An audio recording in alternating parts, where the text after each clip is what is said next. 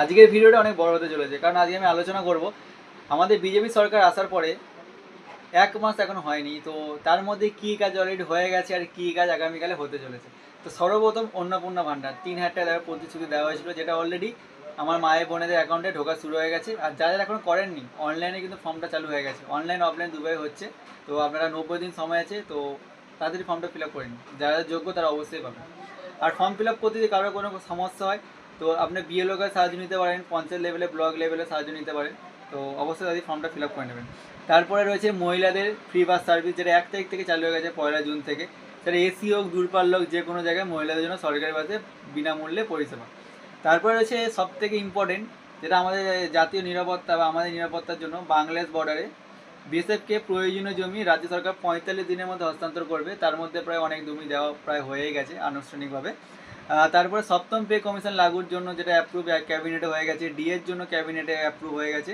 তো এটা যারা দীর্ঘদিন ধরে আমাদের আপনাদের এখানে যেটা আপনাদের ওই ধর্ণা দিচ্ছিল, তাদের জন্য অনেক সুখবর, একটা ভালো খবর। আরে আসলে ব্যাপারটা না, সরকার চাইলে সবই করতে পারে, এটা ইচ্ছাকৃতভাবে আটকে রেখেছে। তারপরে সরকারি চাকরিতে ফিল আপ, সরকারি চাকরি অ্যাপ্লাই করার জন্য ফর্ম ফিল আপের জন্য কোনো ফি নেই, ফ্রি অফ কস্ট আপনি সরকারি চাকরির ফর্ম ফিল আপ করতে পারবেন। খুব ভালো একটা উদ্যোগ। তার মধ্যে যতগুলো শূন্য পদ আছে এখন রিভিউ করা হচ্ছে, সব করা শূন্য পদেই কিন্তু নিয়োগ হবে। পুরসভা, SSC, group D, group C, PSC, rail, panchayat দপ্তর, সব কটাতে নিয়োগ হবে। তো যারা চাকরির প্রিপারেশান নিচ্ছেন তারা নেওয়া শুরু করে দিন, খুব তাড়াতাড়ি আপনার বিজ্ঞপ্তি পেয়ে যাবেন। অলরেডি পঞ্চায়েত দপ্তরে বিজ্ঞপ্তি এসে গেছে। তারপরে কালকে আমাদের রেলমন্ত্রী শ্রী অশ্বিনী বৈষ্ণব আমাদের মুখ্যমন্ত্রী শুভেন্দু অধিকারীর সঙ্গে বৈঠক করেছেন। সেখানে তিনি বাংলার জন্য, শুধু বাংলার জন্য 14,200 কোটি টাকা রেলের জন্য, রেল প্রকল্পের জন্য বরাদ্দ করেছেন। তার মধ্যে 102 হবে অমৃত ভারত স্টেশন আপডেট উন্নয়নের জন্য, আর 538টা হবে রেলওয়ে পাস আর ওভারব্রিজ, রেলওয়ে আন্ডারপাস আর ওভারব্রিজ হবে। তো এটা খুব ভালো কথা।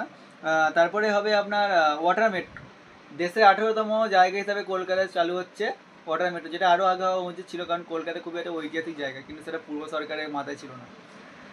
তারপরে সব থেকে বড় ইনভেস্টমেন্ট, যেটা বাংলা থেকে প্রায় যারা আগে ছিল তারা চলে গেছে কত প্রায়, ঠিক আছে, আবার সরকার পরিবর্তনের পরে পরেই কিন্তু ইনভেস্টমেন্ট আসা শুরু হয়ে গেছে, এখন সবে কিন্তু এখন 1 মাস হয়নি। আমুল করবে 650 কোটি টাকা ইনভেস্টমেন্ট মিল্ক প্রসেসিংয়ের জন্য। রশ্মি গ্রুপ করবে আপনার 35,000 কোটি টাকা, তার মধ্যে 30,000 কোটি টাকা তারা করবে ইস্পাতের জন্য, আর 5,000 কোটি টাকা করবে মাইনিংয়ের জন্য।